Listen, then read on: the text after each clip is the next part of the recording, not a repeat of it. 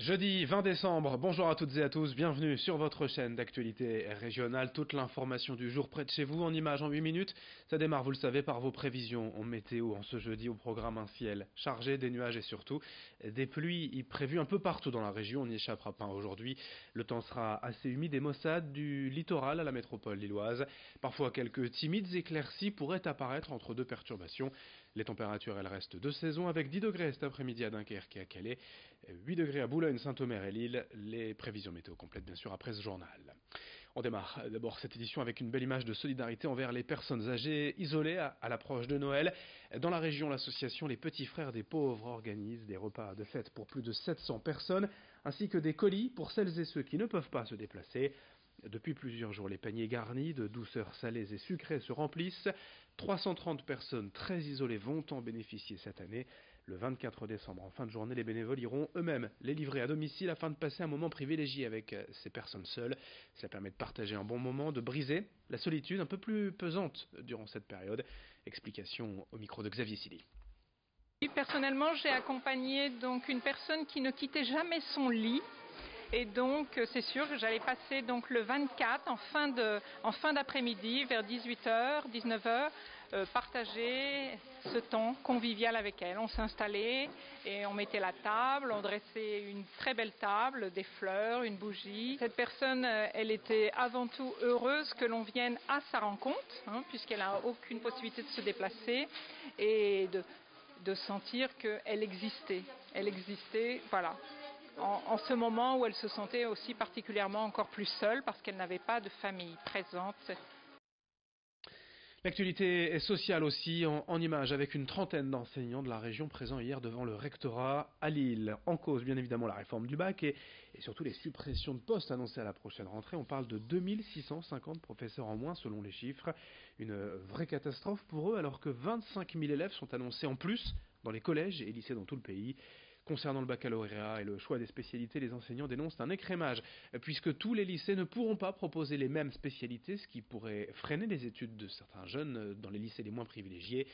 La mobilisation devrait donc se poursuivre après les vacances. Explication au micro de Vincent Vieillard.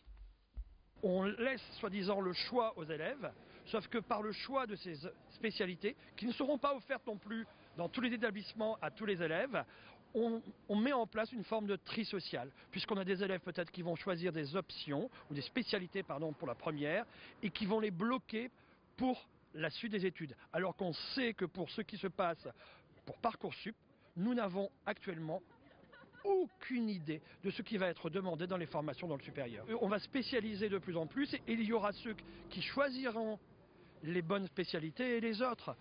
Et puis on a une nouvelle exigence en termes de niveau qui va encore écarter du baccalauréat régional et de la poursuite d'études un certain nombre d'élèves fragiles. Autre information en images dans ce journal régional un peu plus d'une semaine après l'attentat au marché de Noël de Strasbourg et avant le principal week-end d'affluence dans les centres-villes et zones commerciales. Le gouvernement a déployé ces derniers jours quelques 1800 militaires supplémentaires dans les secteurs à risque. À Lille et dans la région, les forces armées du réseau Sentinelle étaient déjà en place en nombre, se relayant par équipe afin de surveiller les comportements suspects et d'agir le plus vite possible en cas de besoin. Ces militaires travaillent bien sûr en lien avec les forces de police locales pour maîtriser un éventuel assaillant, sécuriser les lieux. Mais avant tout cela, ils rassurent aussi les populations par leur simple présence. Xavier Silly a rencontré hier sur la place Riour à Lille, tout près du marché de Noël, le lieutenant Fabien. On l'écoute. On est équipé en permanence, donc des munitions réelles au sein de notre groupe. On peut intervenir à tout moment. Donc s'il y avait un accident au sein du marché de Noël ou au sein de la place de la République ou quoi que ce soit, nous interviendrons de suite. Donc j'ai directement liaison avec mon adjoint de groupe qui est posté derrière moi. J'ai directement liaison avec les forces de police et les renforts de militaires. Ils sont prêts à intervenir en moins de 15 minutes sur place. Dans ce journal également du sport et de l'aventure avec le pilote de quad calaisien Axel Dutry prêt à s'élancer pour le Dakar dès le 6 janvier prochain au Pérou. Son départ de France est prévu dans 10 jours, le 2 janvier, avec tout son staff et son matériel, même si son quad, lui, est déjà sur place. Il est parti fin novembre par bateau du Havre. Pour Axel Dutry, c'est la 3e participation au Dakar après une vingtaine d'enduropales et toutes sortes de courses sur sable. Il a commencé à piloter dès le plus jeune âge, à 8 ans, et en parallèle de cette course, Axel s'est associé à un collège d'Aire-sur-la-Lys. Ses élèves lui ont en effet fourni des dizaines de kilos de fournitures scolaires qu'il va se charger de redistribuer sur place dans des écoles locales à Lima. Ses explications au micro de Louis Caillé. Il y a beaucoup de choses qu'on arrive à anticiper en connaissance de cause, en connaissance du parcours. La chauffe, comme vous dites, on équipe, on met des doubles radiateurs, on met plus de volume d'eau, on met des thermomètres sur les machines pour voir justement si jamais ça chauffe trop, il faut ralentir ou voir carrément stopper le moteur en attendant. Donc tout ça on a anticipé, mais ce qu'on a vraiment du mal, c'est ce qu'on appelle le fèche-fèche. C'est un terme maintenant, je ne sais pas d'où ça vient, je pense que ça vient d'Afrique, mais maintenant c'est un terme international dans le monde des rallyes, et en fait c'est encore plus fin que du sable. C'est comme une poussière, et ça c'est vraiment un gros problème. Les 2 années où j'ai eu des problèmes, c'est à cause de ça. C'est-à-dire que même en mettant 3-4 filtres air, des protections, le sable arrive à passer dans le moteur. Et là, ça crée une usure prématurée, puisqu'il y a de la poussière en même temps que l'air, et ça casse. Il y a aussi surtout la navigation, parce que le roadbook, c'est une chose à préparer, mais il ne faut pas se perdre.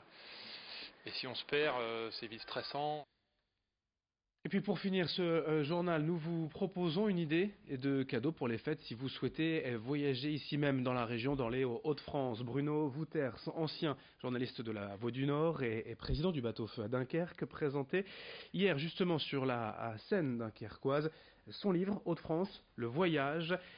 Une itinérance composée de 4 parcours. Bruno Wouters a exploré les moindres recoins de cette nouvelle région des Hauts-de-France en rencontrant ses habitants pour faire connaître tous ces détails, toutes ces richesses.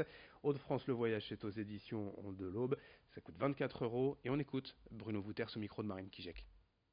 Que les Picards comprennent mieux les nordistes, que les nordistes connaissent mieux les Picards. Et en même temps, moi, j'avais envie aussi d'étonner les nordistes sur eux-mêmes et les Picards sur eux-mêmes, en dénichant des endroits méconnus, en retrouvant des personnages un peu oubliés, en donnant des extraits de chansons, de textes, en publiant des dessins, etc.